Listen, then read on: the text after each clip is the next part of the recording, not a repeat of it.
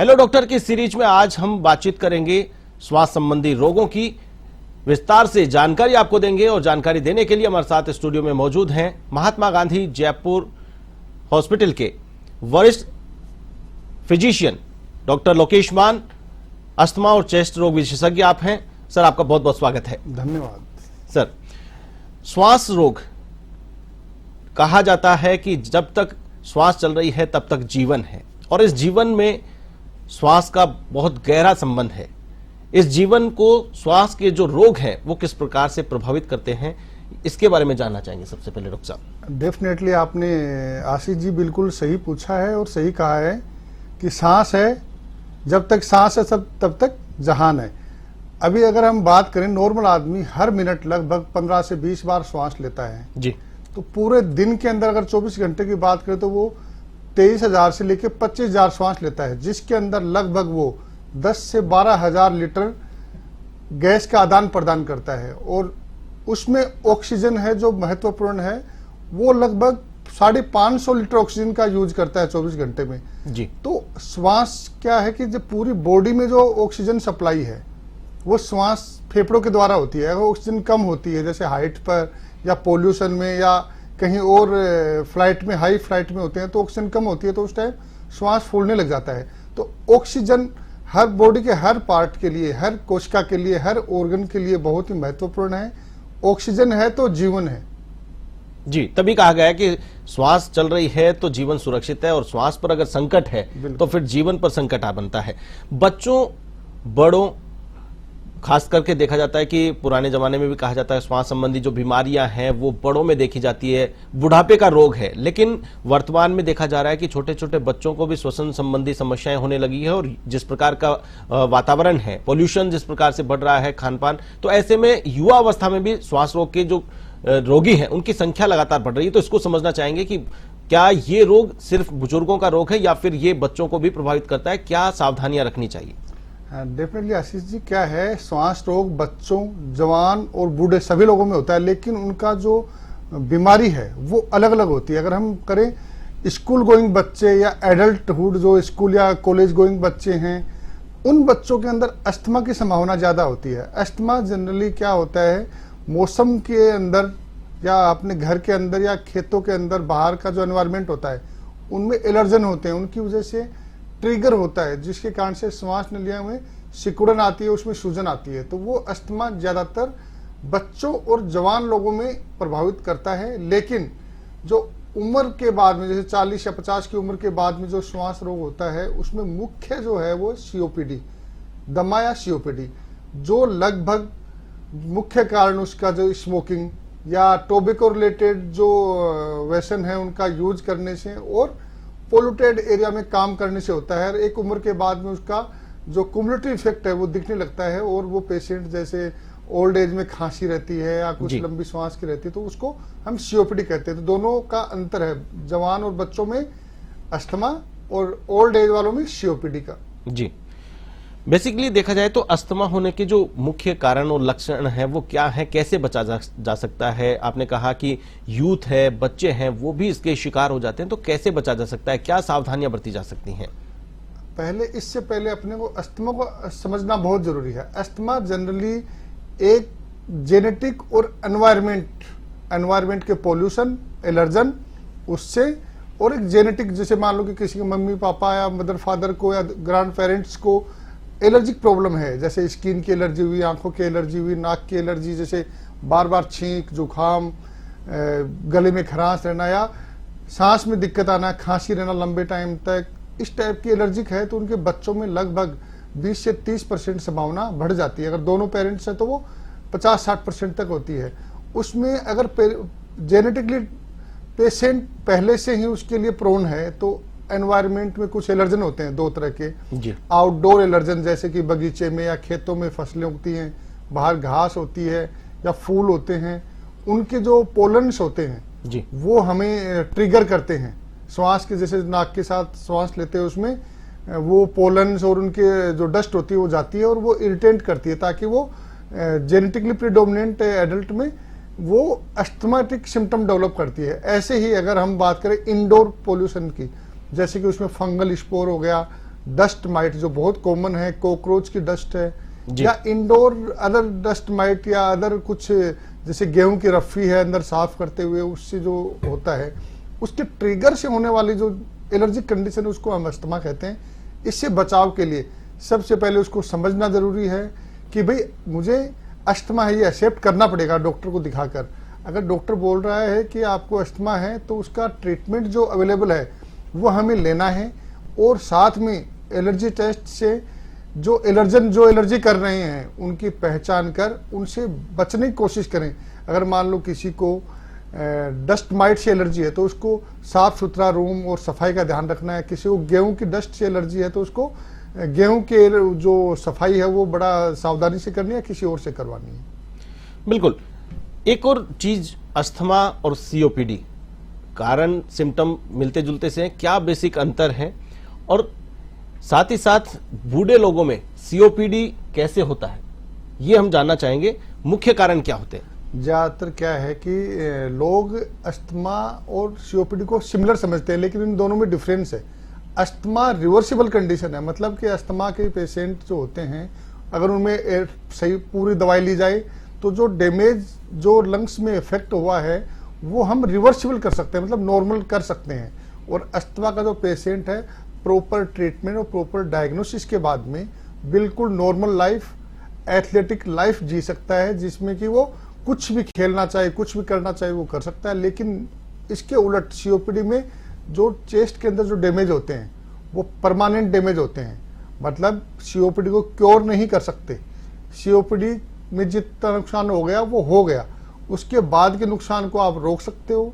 और जो उसके जो सिम्टम होते हैं लगभग सिमिलर होते हैं, जैसे कि सांस फूलना, खांसी चलना, बाहरी जो लक्षण है वो एक जैसे दिखते हैं, लगभग एक से होते हैं लगभग। लेकिन ये तो डॉक्टर ही पहचान पाएगा कि इसको सीओपीडी है या अस्थमा है। डेफिनेटली इसको, इसीलिए डॉक्टर की सलाह बहुत जरूरी है डायग्नोसिस और इलाज के लिए। ज्यादातर पेशेंट क्या करते हैं, ओवर द काउंटर मेडिसिन लेते हैं।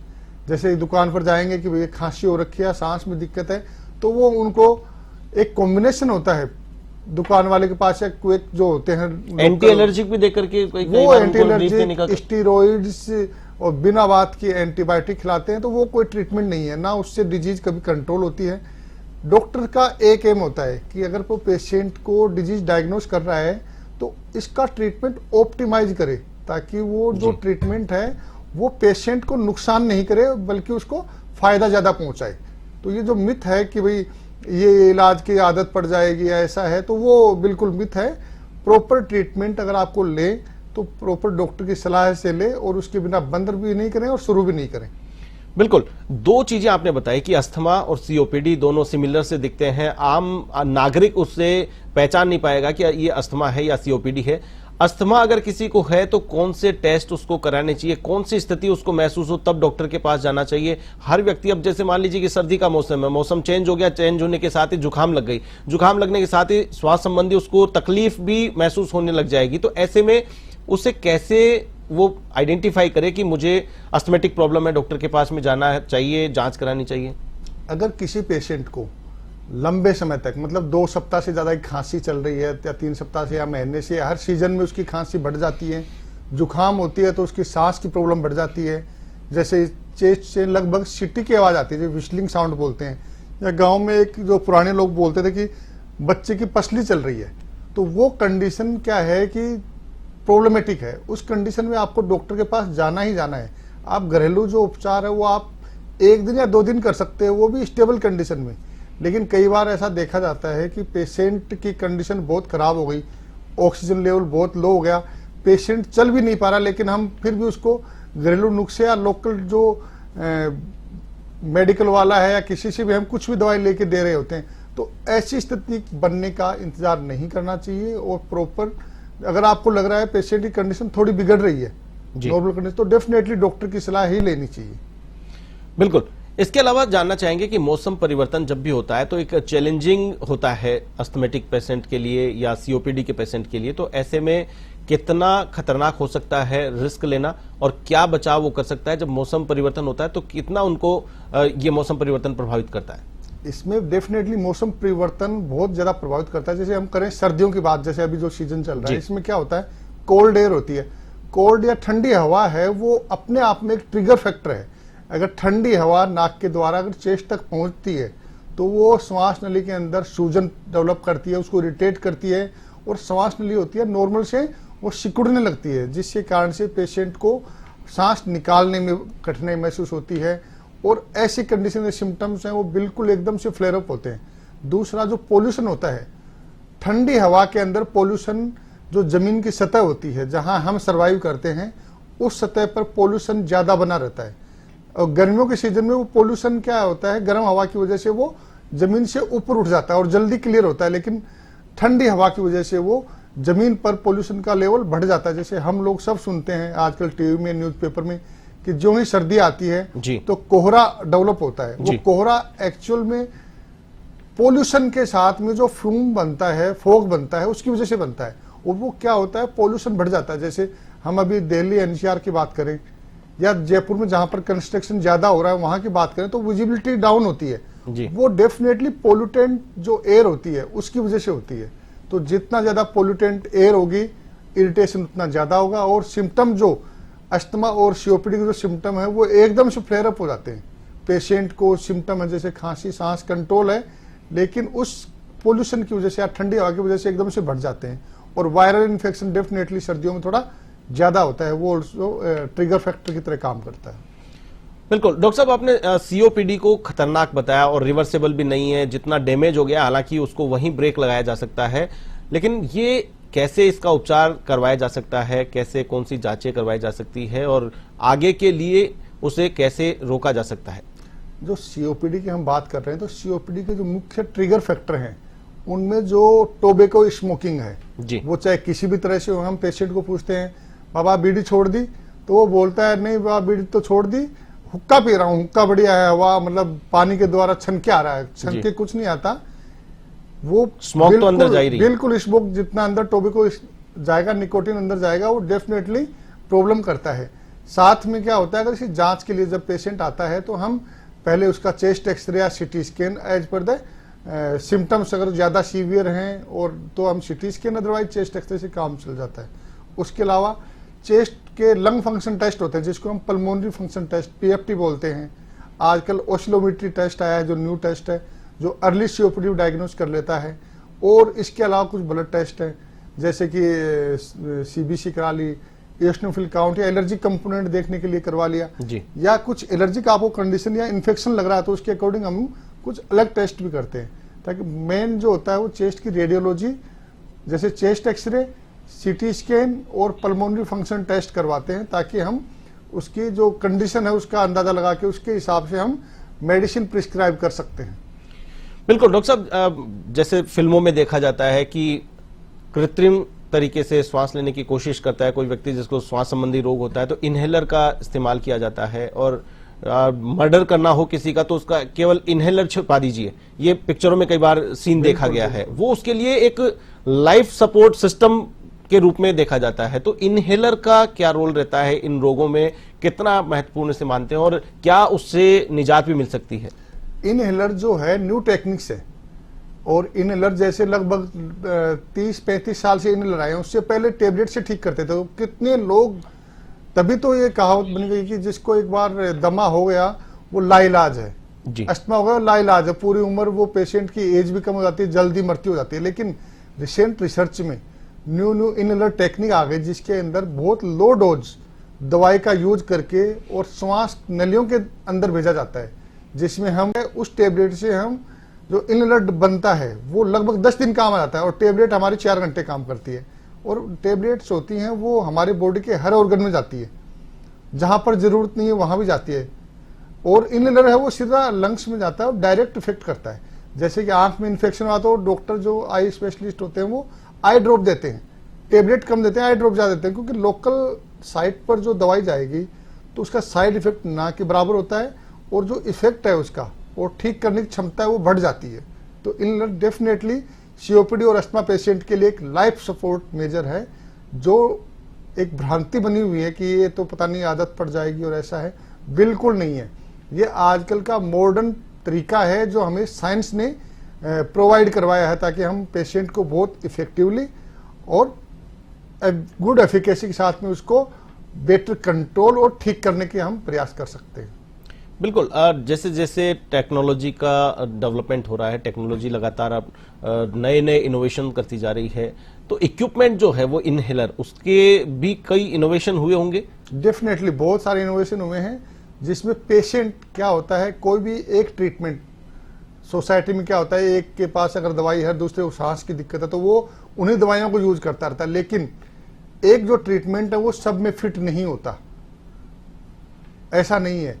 तो अब क्या होता है, हर पेशेंट को रिक्वायरमेंट है ट्रीटमेंट की, वो अलग होती है, उसकी बॉडी है, उसका रेस्पॉन्स बिल्कुल अलग होता है। तभी हम कभी भी देखना, पेशेंट को हम डॉक्टर जो हैं ट्रीटमेंट 1 वीक, 2 वीक, 4 वीक या 8 वीक का ऐसे प्रिस्क्राइब करते हैं, और उसके बाद में उसका इवैल्यूएट करते हैं कि किस पेशेंट को कितना इफेक्ट हुआ, उसके हिसाब से उसकी डोज कम करना है, बढ़ाना है जी। या उसका तरीका चेंज करना है, या दवाई ही चेंज करनी है। कुछ दवाई हम शॉर्ट टाइम के लिए देते हैं, जब वो पेशेंट आता है तब हम उसको इवैल्यूएट करके उसके हिसाब से उसके मॉडिफाई करते हैं। लेकिन पेशेंट की एक हैबिट है, एक बार दवाई लिखवाएंगे तो 3-3 साल तक उसको चलाते रहते हैं। उनको ये नहीं पता कि ये दवाई तो डॉक्टर साहब ने 10 दिन ही देनी थी, या आपके जो उस टाइम कंडीशन थी उसके लिए थी, ऐसे नहीं कि उसको हमेशा लेना है। तो डॉक्टर को प्रिस्क्राइब टाइम के अनुसार ही मेडिसिन ले और उसी अनुसार उसको दिखाएं और उसको डोज है वो चेंज करवाएं। विस्तार से अपन ने चर्चा की, अस्थमा क्या है, सीओपीडी क्या है, क्या एहतियात बरतना चाहिए, क्या मोर्टिलिटी रेट है सीओपीडी की, ये काफी अहम सवाल है डॉक्टर साहब। अगर हम सीओपीडी अकेले की बात करें, जो लगभग ओल्ड एज में होता है, पोल्यूशन से, स्मोकिंग से, इंडोर आउटडोर, जैसे घरों में चूल्हा वगैरह, अपने गांव में लगभग अगर बात करें तो 65% पॉपुलेशन है वो गांव में निवास करती है। उनका आज भी जो ऊर्जा का सोर्स है वो मोस्ट कॉमनली आग जलाकर जो खाना पकाना या पानी गर्म करना या पशुओं का चारा उस पर बनाना वो रहता है, जो वो धुआं उसकी वजह से होता है। अगर हम भारत की बात करें तो लगभग 4 करोड़ से ज़्यादा लोग सीओपीडी से ग्रसित हैं, और उसमें जो सीओपीडी है वो लीडिंग कोज बनता जा रहा है। पहले वो 4th नंबर लीडिंग कोज था मोर्टिलिटी का। अगर पूरी मोर्टिलिटी अगर पूरे वर्ष भर की हम देखें तो कॉमन जो मोर्टिलिटी थी पहले अदर डिजीज होती थी, लेकिन अभी 2nd leading cause of mortality है वो सीओपीडी बन गया है। अकेला सीओपीडी, पूरे श्वास रोग नहीं, सिर्फ सीओपीडी। राजस्थान में ये इवन फेस्ट भी बनने जा रहा है, क्योंकि राजस्थान की जो कंडीशन है वो थोड़ी सी अलग है, देहात ग्रामीण परिवेश के लोग हैं। और तो इसमें डॉक्टर साहब एक अहम सवाल ये भी है कि साइंस लगातार स्मोकिंग को जिम्मेदार ठहरा रही है, अल्कोहल ड्रिंक कर रहा है उसे जिम्मेदार ठहरा रहा है। तो जो चूल्हे पर माताएं बहनें खाना बना रही है, तो क्या वो चूल्हे का निकलने वाला धुआं भी इतना हार्मफुल है? और साथ ही साथ सर्दी का मौसम है, अलाव हर जगह जला करके लोग सर्दी को दूर भगाते नजर आते हैं, लेकिन उसी दौरान धुआं भी होता है, और वो धुआं कितना खतरनाक होता है कि नहीं होता है? डेफिनेटली आपने बहुत ही अच्छा क्वेश्चन पूछा है कि हम जैसे अब सीओपीडी पेशेंट रूटीन में देखते रहते हैं, जिसमें मेल और फीमेल, मतलब पुरुष और महिलाएं ओल्ड एज के दोनों आते हैं, दोनों तरह के जी। महिलाएं कुछ स्मोकिंग करती ज्यादातर, लेकिन घरों में खाना पकाती हैं, घरों में जैसे चूल्हे के ऊपर या सिगड़ी के ऊपर जी, वो धुआं की वजह से होता है। लगभग जो सीओपीडी उसमें 40 से 50% जो सीओपीडी है वो स्मोकिंग, उससे डिफरेंट टाइप की स्मोकिंग से होता है, लेकिन 50 to 60% जो है वो जो गांव में इंडोर और आउटडोर पोल्यूशन जैसे धुआं है, खाना पकाते हैं, उसकी वजह से होता है। तो ये उतना ही खतरनाक है।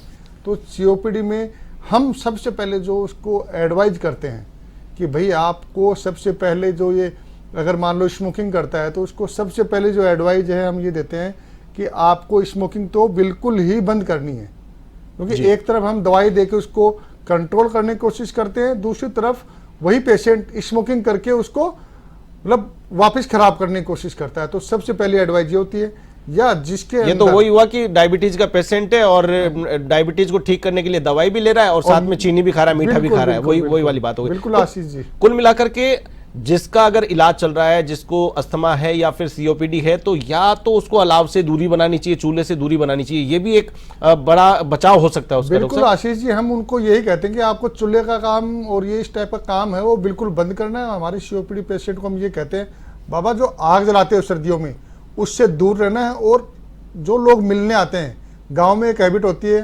सोशल स्मोकिंग होती है कि आप बैठे हो, एक्टिव और पैसिव, जैसे कि 2 आदमी स्मोकिंग कर रहे हैं लेकिन 2 आदमी नहीं कर रहे हैं, वो दो आदमी नहीं कर रहे हैं, वो सोचते हैं हमने स्मोकिंग नहीं की। हाँ, मैं तो कभी हाथ ही नहीं लगाई, मैंने तो सिगरेट को हाथ नहीं लेकिन लगाई। इनडायरेक्ट तरीके से वो स्मोकिंग कर रहे होते हैं, या घर के अंदर जैसे बूढ़े लोग स्मोकिंग कर रहे होते हैं और बच्चे उनके आसपास खेल रहे होते हैं उसी बेड पर या उसी पलंग के ऊपर, तो लेकिन वो स्मोकिंग इनडायरेक्टली बच्चों के लंग्स को इफेक्ट करती है। तो स्मोकिंग अगर सीओपीडी डेवलप हो गया तो वो एक तो डैमेज ऑलरेडी हो चुका है, जो हम सीटी स्कैन में उसको निकाल सकते हैं कि हाँ ये डैमेज आपके है। उसके बाद अगर स्मोकिंग कंटिन्यू करता है तो जो उसके जो खराब होने की दर है वो डबल ट्रिपल हो जाती है।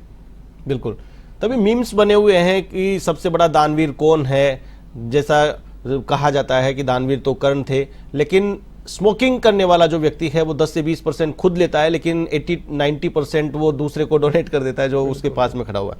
डॉक्टर साहब, साथ ही जानना चाहेंगे सीओपीडी की जो ट्रीटमेंट है उसमें क्या ध्यान रखना चाहिए, क्या उससे एहतियात बरतने चाहिए जिससे कि उसको बेटर तरीके से वो ट्रीटमेंट ले सके? जैसे कि सीओपीडी का जैसे एक बार पता लग गया, हम पेशेंट को बता देते हैं कि आपको बाबा सीओपीडी है और आपको ये काम नहीं करना है, और इस तरह से दवाई में मुख्यतः इनहेलर होते हैं जी, जो उसकी जो एकदम से खराब होने की जो दर होती है, जैसे एकदम से श्वास बढ़ गया, 4-5 दिन पहले बिल्कुल ठीक था लेकिन अचानक से सांस बढ़ गया, इसको हम एक्यूट एक्सरवेशन बोलते हैं। इसके कारण से बिल्कुल श्वास फेल हो जाता है। ऐसे पेशेंट में जो कार्बन डाइऑक्साइड जो खराब गैस होती है वो बढ़ने लगती है और ऑक्सीजन की मात्रा है वो बॉडी में घटने लगती है। इसको रेस्पिरेटरी फेल्योर या लंग फेल्योर कहते हैं। जैसे हार्ट फेल्योर होता है वैसे लंग फेल्योर बीमारी है, और ऐसे केसेज में मोर्टिलिटी बहुत डबल ट्रिपल 4th टाइम हो जाती है। जी। तो इन पेशेंटों का मुख्य कारण है स्मोकिंग करना, दवाइयों को छोड़ देना। तीसरा इन्फेक्शन, जैसे कि कोई न्यूमोनिया हो गया या उसको फ्लू वायरल का इन्फेक्शन हो गया। तो ऐसे पेशेंटों को हम बोलते हैं कि अगर कभी भी बीच में तकलीफ हो जाए तो अपनी दवाइयों को, इन दवाइयों की डोज बढ़ा देना और आप तुरंत हमसे संपर्क करना, और उस कंडीशन से बचाव के लिए फ्यूचर के लिए हम उनको वैक्सीन प्रोवाइड करवाते हैं, जैसे कि ताकि जो कॉमन जो इन्फेक्शन है सोसाइटी में जिसके कारण से वो दमा है वो एकदम से खराब हो जाता है, जो मोर्टिलिटी का कारण बनता है, वो उसको हम वैक्सीनेशन से प्रिवेंट कर सकते हैं 50, 60, 70% तक। जी बिल्कुल। वैक्सीनेशन के बारे में आपने कहा है, तो क्या ये किसी पेशेंट को ही लगाई जाती है या फिर प्रिकॉशनरी भी इसको लगवाई जा सकती है? प्रिकॉशनरी भी लगाते हैं हम। जैसे मान लो कि पेशेंट को इनिशियल कुछ सिम्टम आए, 60-65 की एज हो गई और कोमॉर्बिड कंडीशन है, जैसे कि हार्ट डिजीज है उसको जी, या किडनी फेल्योर की तरफ जा रहा है या अदर कोमॉर्बिड कंडीशन है, पहले से जैसे लंग्स का, जैसे ट्यूबरक्लोसिस का ट्रीटमेंट लिया है फेफड़े तो कमजोर हो जाते हैं। जी, जो धौलपुर और करौली के एरिया में जैसे सिलिकोसिस का है, बहुत ज्यादा प्रभाव है, लंग्स कमजोर हैं, ऐसे केसेज में क्या है कि लंग फेलियर होने की संभावना ज्यादा होती है। उनमें लोकल इम्यूनिटी जो लंग की होती है वो डैमेज हो चुकी होती है। तो ऐसे पेशेंट जो जिनमें ऑलरेडी लंग थोड़े बहुत डैमेज हैं, अफेक्टेड हैं या लंग की इम्यूनिटी डाउन है, उन पेशेंटों को हम अकॉर्डिंग उनके और वैक्सीनेशन की सलाह देते हैं और लगवाते भी हैं। बिल्कुल। डॉक्टर साहब, ये सारी ट्रीटमेंट की बात हुई, लेकिन नेचुरोपैथी, आयुर्वेदिक की बात करें तो उनका आधा इलाज उनके खान पान को सुधार करके उनको ट्रीट करने की कोशिश होती है। तो क्या मॉडर्न साइंस में, एलोपैथी में भी, क्या श्वास संबंधी रोग के जो पेशेंट्स हैं, रोगी हैं, उन्हें भी खान पान पर कोई विशेष ध्यान रखने की जरूरत है? खान पान में क्या हेल्दी डाइट्स है, जिसमें आपके फ्रूट्स डेली हो गए, आपके ग्रीन वेजिटेबल्स हैं, आर्टिफिशियल फूड से अवॉइड करना चाहिए, और जो आपके जो देसी चीज़ें हैं जैसे आपकी हरी सब्जियां हो गई, और मौसमी, जैसे जिस मौसम में जो फ्रूट आ रहा है उसका सेवन करिए, भरपूर पानी पीजिए, और जो व्यसन है आपके, जो स्मोकिंग या इससे काम से जुड़े हुए जैसे पोल्यूशन जो एरिया है उससे जो बचाव करना चाहिए, और समय पर जो अपना इलाज है उसको सेल्फ मॉडिफाई कतई नहीं करें। और जो रूटीन में क्या होता है, थोड़ा सा कुछ दिक्कत हुई और आपने एंटीबायोटिक खा लेते हो, उनसे बचना चाहिए, क्योंकि जब वास्तव में इन्फेक्शन होता है और आपने पहले से ही 6 महीने में 10 बार एंटीबायोटिक खा ली, तो वो जब इन्फेक्शन होगा तो वो दवाइयाँ काम नहीं करेंगी। और जब आप डॉक्टर को बोलते हो कि ये डॉक्टर साहब में तो ठीक ही नहीं हो रहा, अरे भाई ठीक कैसे हो गया, आप ऑलरेडी अपनी बिना रिक्वायरमेंट के ही एंटीबायोटिक खाए जा रहे हो जी। तो वो दवाइयाँ ही काम करना बंद कर दिया। जो पैथोजन है, जो माइक्रोब्स है, जैसे कोई किसी चीज़ का बैक्टीरिया है, वो उस दवाई से रेजिस्टेंट हो जाता है। तो हम हेल्दी डाइट, जो हेल्दी एनवायरनमेंट है उसमें रहें, और पोल्यूटेंट चीज़ें उनसे थोड़ा दूरी बनाकर रखें। बिल्कुल। अंत में चलते चलते एक और मैं सवाल आपसे करना चाहूँगा एंजाइटी के जो पेशेंट्स होते हैं उन्हें भी सिम्टम्स लगभग ऐसा ही लगता है कि उसको श्वास संबंधी रोग हो रही है, सांस तेज चलने लग जाती है, लेकिन एक्चुअल उसको प्रॉब्लम एंजाइटी की होती है। तो ऐसे पेशेंट्स को कैसे आइडेंटिफाई करें? ऐसे पेशेंट को, जैसे हमने बताया, पेशेंट ऐसा अगर आता है एंजाइटी की वजह से डिस्निया लेकर, तो उसमें चेस्ट के जो सिम्टम्स हैं वो नहीं मिलेंगे हमें। जैसे खांसी नहीं मिलेगी और एकदम चेस्ट के अंदर एग्जामिनेशन में कुछ नहीं मिलेगा, और जो पल्मोनरी फंक्शन टेस्ट पीएफटी करवाते हैं उसमें नहीं मिलेगा, एक्सरे नॉर्मल होगा। और ये तो चिकित्सकीय टेरिटरी में वो आ जाएगा। तब घर पे है, घर पे किसी को जज करना है, एक आम नागरिक को एक अपन जागरूक करने की दिशा में कि एंजाइटी का पेशेंट मान करके उसके साथ ट्रीट किया जाएगा या फिर उसे अस्थमेटिक या सीओपीडी का पेशेंट माना जाएगा। जनरली क्या होता है, जब वास्तव में अगर श्वास की प्रॉब्लम हो, चाहे अस्थमा हो चाहे सीओपीडी हो, तो वो अपने आप ठीक नहीं होता है। जैसे कि अपना सांस की दिक्कत हुई और 20 मिनट बाद में नॉर्मल हो गया, कभी भी अस्थमा और सीओपीडी में ऐसा नहीं होता। लेकिन एंजाइटी इंड्यूस्ड जो ब्रीथलेसनेस है या श्वास की दिक्कत है, वो डेफिनेटली 10 मिनट में, 15 मिनट में, और वो अपने आप रिकवर कर जाता है। इसका मतलब वो एंजाइटी से रिलेटेड हो सकता है, लेकिन फिर भी ऐसी कंडीशन में एक बार डॉक्टर की सलाह जरूर लेनी चाहिए। एक और सवाल डॉक्टर साहब, जिस प्रकार से कार्डियक अरेस्ट होता है, व्यक्ति हार्ट अटैक सुना जाता है, लेकिन अस्थमेटिक भी अटैक सुनते हैं कि उससे भी जान चली गई। मैं वही कह रहा हूँ आपको, आज सीओपीडी है वो इंडिया का सेकंड मोस्ट कॉमन कोज बन गया है मोर्टिलिटी का। जी, सेकंड मोस्ट कॉमन। मतलब आज अगर आईसीयू में आप जाके देखोगे, किसी भी हॉस्पिटल के आईसीयू में, तो उसमें 60 या 70% लोग हैं वो सीओपीडी या उससे रिलेटेड जो डिजीज है उसकी वजह से वो एडमिट है। जी, हार्ट की वजह से तो क्या होता है, पेशेंट फिर भी बच जाएगा, लेकिन सीओपीडी का एक बार नुकसान हो गया लंग्स को, तो उसकी जो आयु है वो डेफिनेटली डिक्रीज हो जाती है और वो घातक, मतलब मोर्टिलिटी कम होती है नॉर्मल स्टेबल सीओपीडी में। लेकिन अगर लंग फेलियर हो गया एक बार जी, तो उस कंडीशन में मोर्टिलिटी 70-80% तक पहुंच जाती है। जी बिल्कुल। चलिए, तमाम जानकारी साझा करने के लिए बहुत बहुत शुक्रिया।